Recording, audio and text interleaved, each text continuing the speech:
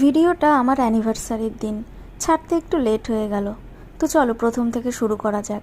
দিনের প্রথমটা শুরু হয়েছিল ঘরের পুজো দিয়ে, তারপরে কালীঘাট মন্দিরে একটু ভাবলাম দুজনের নামে পুজো দিয়ে আসি।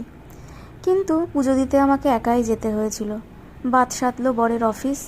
যাকগে, দুঃখের কথা বলে আর কাজ নেই। জানতাম রাতে ফিরলে অবশ্যই কোথাও নিয়ে যাবে, তার জন্য আগেভাগেই শাড়িটাকে সিলেক্ট করে রেখেছিলাম। আর সেলিব্রেশন বলতে প্রথমেই মাথায় আসে কোথাও না কোথাও গিয়ে ভালো খাবার খেতে হবে। ওর আমার দুজনেরই এই জিনিসটা রয়েছে।